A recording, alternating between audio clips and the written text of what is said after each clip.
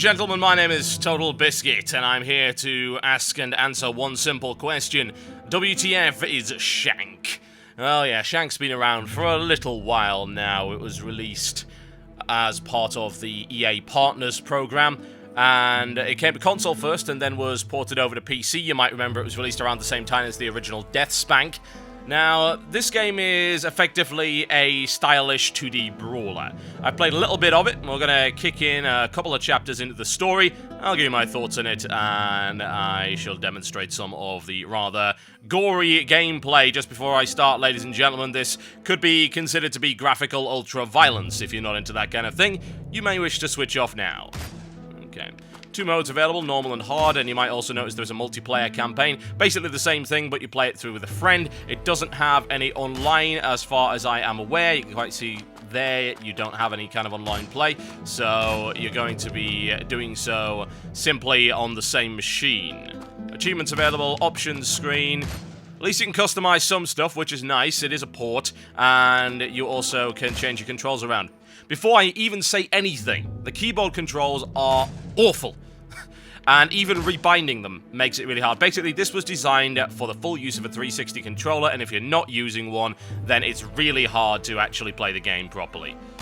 Just to make you aware before we start. Obviously, that is a bit of a downside, but bear in mind, when you design a game for a console, and then decide to port it over to PC, it's not necessarily easy to do it properly. This isn't necessarily their fault, it's just the way that they designed the actual control system for the game. There are simply too many buttons in the wrong places, and the way the combat is designed is way too fluid in order for that to work out on a keyboard. Anyway, let's kick it off, shall we? Okay, this is where I was before, as I recall. There we go. Even keeps track of your various stats, which is always nice. Like to see silly stats, always a good thing, and off we go. Okay, so you've got 3 weapon attacks. You've got your heavy weapon, you've got your light weapon, which in this case is a set of daggers, and you also have guns, as you can see right there. Now, the guns, you can change those. You can also change your heavy weapon depending on what's available at certain times.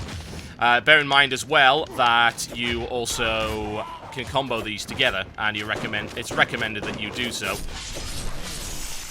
in stylish super combos like that. You also have some grenades, which I will demonstrate momentarily. It's not the only thing you have. You can grab. You can also, what's basically called Shank, which is a giant lunge, which is a good way of taking out a single opponent very quickly, or just sort of evading a attack and going straight into another one. Okay, this would possibly be a good time to throw a grenade. It might help if I actually aimed it in the right place. There we go. Yeah, you have a limited number of grenades. You can find them throughout the level. You can also combo into them and actually shove a grenade into people's mouths if you like. It's a little bit long-winded, though, in terms of the length of the animation. There's some basic platforming involved, but dying just puts you right back to where you were anyway, so it's not really a big deal. Okay. There we go. Like I say, the animation style as well as the graphical style of this game are extremely impressive. There's no real doubt about that. Some people might not like the style of the combat. It is very frantic. You can probably hear me just bashing away at things. And if you want to get any life back, you need to get yourself a delicious beverage. Yes, indeed. Now, if I want, I can also swap back to my dual pistols. I tend to like the shotgun. The shotgun does a lot of damage, as you might imagine. Little bad in long-range situations, as you might imagine as well. Stabby. There we go. And a shot to the face should finish him off. The big guys are usually a lot tougher, and they also tend to telegraph their attacks, which is kind of required. However, a lot of them seem to be very vulnerable to just spamming the shotgun over and over again, so they're not as dangerous as they might look. And these guys you can just have a little bit of fun with, juggling and all that kind of thing. There you go. There's no need for you to fall to the ground just yet.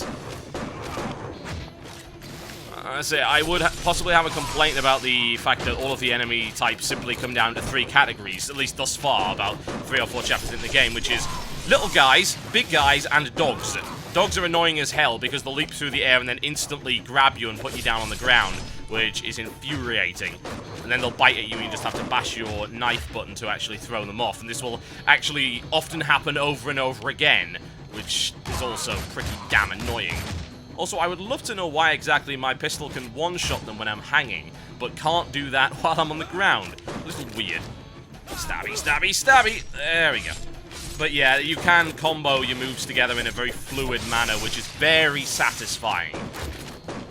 Graphically, you can see that there's been an awful lot of work put into it. It's very high resolution across the board. Animation quality is generally very good. There are very few exceptions to that. It's a little difficult to talk while I'm trying to concentrate on dying. Because if you're not careful, you can end up getting chain comboed over and over and over again into situations that you don't want. Like there, for instance, to grab you and then get punched in the air. And then you've got to get back into a good combo flow in order to not die. There we go. The big guys usually drop a beer, so it's not too bad. Greetings. Off you go. Thank you. Okay. Alright, okay, need to stab him a lot. There is a block button, by the way. Although it doesn't really work against the big guys, so it's fairly pointless. Usually you just want to try and dodge the big guys and then lock them into a combo so that they can't actually hit you. Most enemies telegraph things like gunshots, but are generally quite quick with melee attacks, so you want to watch out for that. Just die! Come on! Chainsaw to the gut is usually enough to put anyone down. There we go. Basically, this guy is murdering everyone for their beer. There is no other explanation. Oh, God. Dogs. So, dogs are annoying for a number of reasons. Because, one, you can't jump on them. Two, they will happily jump on you. Like that. Get off me. God damn. And they will do so very quickly. And generally don't give you an awful lot of warning. They die to about 3 shotgun shots, but in the more annoying sections of the game, there are multiple dogs at once.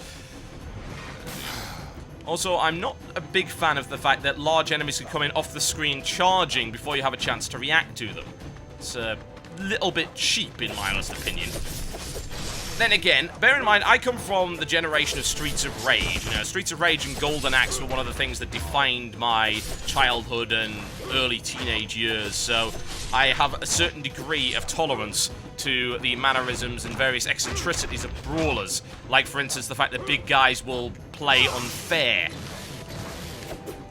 Admittedly, it doesn't really stop them from getting hit in the head with a chainsaw, but hey, we'll deal with it. Get off! Bloody hell. Mostly with these guys, just a case of dodging their attacks, but you can occasionally end up getting locked into combos that will make it a little tricky to do that. Oh! Sodding dogs!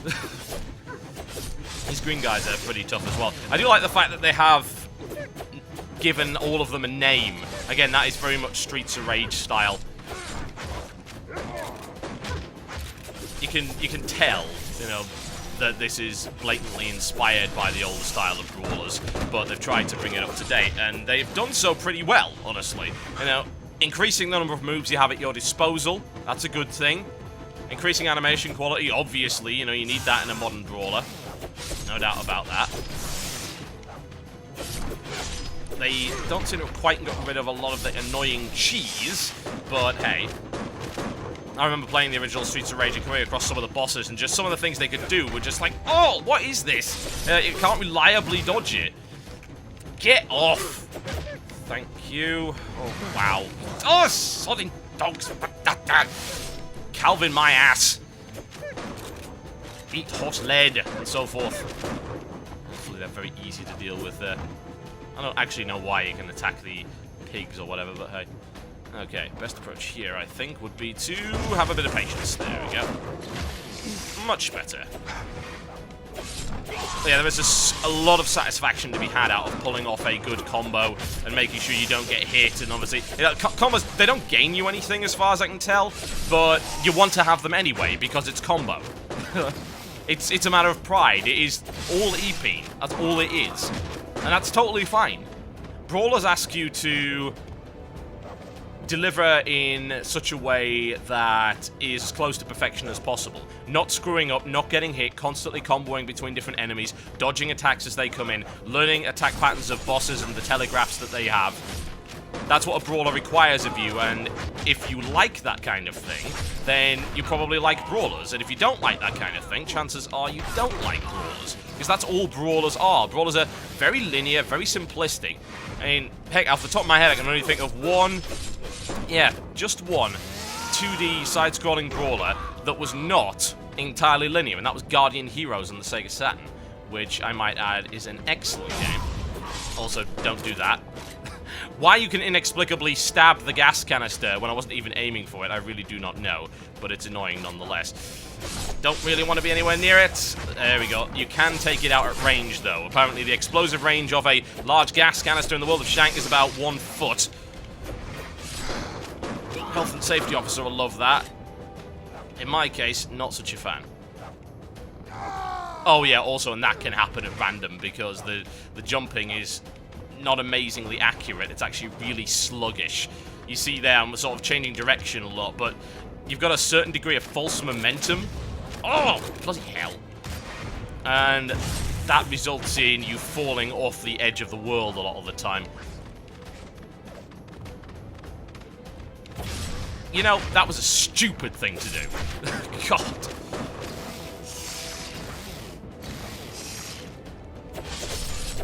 Like I said, one big guy on his own is usually no big threat. I mean, every now and again there's one that will block and counter-attack you, but most of the time that won't happen. So, as long as he doesn't have friends with him, you can deal with him no problem. Thank God I didn't fall off the side this time. Oh god, still, animation quality really, really fantastic. There are other heavy weapons in the game as well, by the way, and you can very easily switch between them. So, the combat, to me, isn't repetitive, which is a complaint that I've seen in some reviews. I was actually reading the PC Gamer that came out this month. Got it for one particular reason, because Day 9 won Gamer of the Year. Congratulations to him, he certainly deserved every last bit of it. And they had a review of Shank, and they gave it about 38%. And I'm like, really? 38%? Oh, it's linear. It's like, it's a brawler. I suppose this is the problem with asking PC gamers to review brawlers, because we never had any. And the closest thing we ever had was the original Fighting Force. And that was it. We just not had anything else. Brawlers are a strictly console genre. And they died out for a while, and then they ended up coming back with the advent of Xbox Live Arcade, PlayStation Network, and WiiWare, when suddenly developers figured out they could make brawlers again. Not cost you an awful lot to actually make them, and indeed not sell them for a huge amount either, and actually make a little bit of bank on it, because the idea of co-op gaming in a living room has actually come back now, which is a good thing. It is. It's positive. Oh, that isn't though. Oh. It's positive. It's a lot of fun to do. We've got games like Scott Pilgrim, and why do I even fall between those things? God, I suppose it looks like a set of girders, but you'd think it was a little bit solid. Okay, do I grab onto this? Yes, there we go. Okay, please don't shoot me off of that. Also, slowest bullets in the world. Stop it! God damn it! I'm probably just shooting from the other side. That would make more sense, wouldn't it? Okay, yeah, you just jump off there. I'm okay with that. Okay, apparently my shotgun doesn't have the range. That's pretty irritating. These two. Problem solved. There we go. Much better. Yeah, co-op gaming in your living room is not something that PCs have done traditionally. And indeed, why would they? But there's an increasing number of indie games and lower budget games that do have local co-op. And that's good. I think games like this are much more fun played in local co-op. By a significant margin. Are you not seriously putting me against that? Can I jump onto it? No. Apparently that kills me instantly, right. So I can eat grenades to the face. Also unskippable cutscenes. Oh no, you can skip them, never mind. There we go. Thought it was unskippable cutscenes, thankfully not. Here, have some grenades. Well, that doesn't work very well, does it? Right, let me guess. So they're going to drop... Yeah, I saw this coming a mile away. So there's the annoying patrol vehicle that you can't kill with anything else other than grenades. It will send minions at you. You will then grab the grenades, throw the grenades at the armored patrol vehicle, and then not fall off the side! Stupid bloody controls. you slip and slide all over the place. The lack of precision is irritating, honestly. I can get over long animations and things like that because, again, that's kind of a staple of some brawlers, especially the older school ones, where, yes, you have to avoid using animations that are too long that will end up getting you hit. But... oh, God, did it seriously just throw away one of those grenades? That's annoying.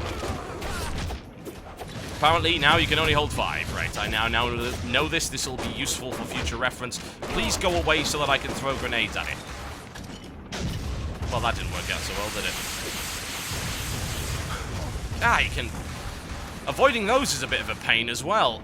There's no... is there a warning on the ground? I don't see a warning. No, no, no. And because you move so slowly, avoiding them is nigh on impossible. You know, again, if you had precise movement control, this wouldn't be a factor. But you don't have precise movement control, in which case, don't put a boss in a game that does that. Like, well, you've got to dodge these things that give you no warning whatsoever as to where they're going to come. Well, yeah, but my character moves really slowly, has a slow startup.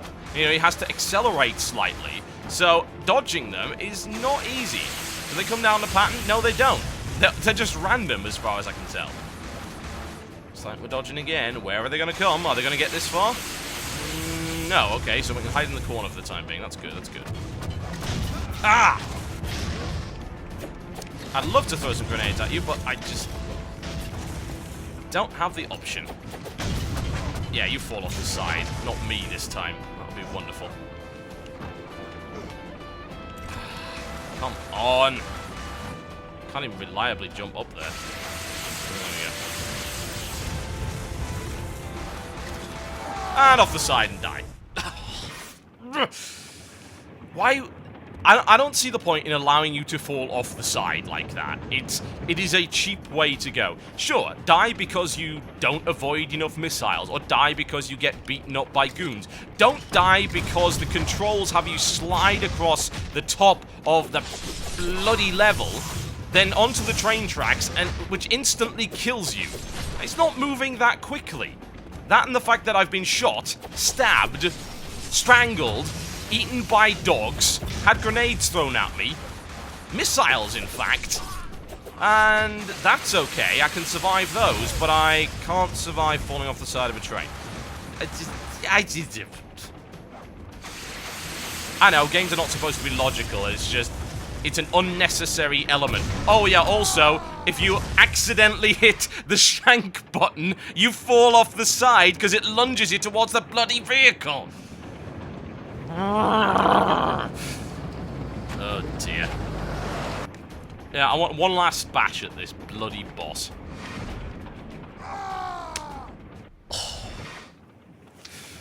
And because there are so many controls, like, well, this one is throw. This one is Shank, which lunges you, as far as I'm aware, in an uncancelable move. You see that? You can't cancel that at all. So, if you accidentally do it in the wrong place, you're dead. Dear. Not annoying bloody design. Yep. It's a shame because the art design for this game is great, and once you get into a combo system, it's ultimately extremely satisfying. It's good to see a brawler. It's especially good to see a brawler on PC. But you've got these annoying little elements that just shouldn't be in the game. Like the ability to fall off the side of the train. Or like the uncancerable... I keep saying uncancerable. I think that's what's on my mind at the minute. Like, this is the cancer of 2D brawlers. It must be excised immediately with strong doses of radiation. Yeah, have some grenades. There we go. So little damage from that as well. Oh yeah, I might also want to point out that grenades are tossed a very specific distance and you can't control that at all. So you have to learn what the distance of the grenades are. Otherwise, you'll just keep missing all the time. Yeah, just apparently standing in the corner allows you to dodge all of these. Which makes me wonder what the point of it is. If they're going to do it in the middle of a fighting scene, apparently, that's a great idea. No problem at all. Okay, so I'm fighting some goons, and you're going to shoot missiles at me, which is going to make things more difficult. No, we're not going to do that. We're going to do grenades. No! Again! Oh, sodding hell. Conclusion, ladies and gentlemen. Like I say, it's a brave effort. to make a hyper-stylized brawler, and for the most part, it succeeds. This is something you gotta bear in mind. About 80 to 85% of this game is really, really fun and enjoyable. I know it's not very long, but it's got a co-op mode, and brawlers are designed to be played through multiple times. It's the challenge of playing it through in a perfect degree. That and the fact that the fighting system is fun enough on its own to bear multiple playthroughs. But then you get boss fights like that they're trying to be a little bit different from the usual Streets of Rage. Hey, it's a bigger guy with a couple of special moves, and go into a different territory with, hey, a vehicle and various mechanics there. But there are just so many tiny little things about this game that infuriate me, and you've just seen several of them. I'll probably continue to play this game, and I've only played about half an hour, 45 minutes of this game now. It's still mostly fun. As to whether I could actually recommend it for a purchase, though, probably not. I think it's something they could really go back into and say, hey, let's do another Shank game, or let's just do another brawler in the style of Shank and try and learn from it. The weapon combo system, great. The throw system, the Shank system. The Shank system is nice, but again, you need more control over it. The throw system, great. Plays really fluidly. Graphic style, fantastic. The whole dark-edged graphic novel thing that's going on in the background, while it has a forgettable storyline, is sufficiently stylistic to be engrossing. And then just fix the little things, because the little things that can make or break any game. And in a case like this, where the game is entirely based around this two-dimensional brawler-style combat, if you have things that feel like they're outside of your control, then you start to get annoyed. My name is TotalBiscuit, and that was a look at Shank on the PC. I'll see you next time.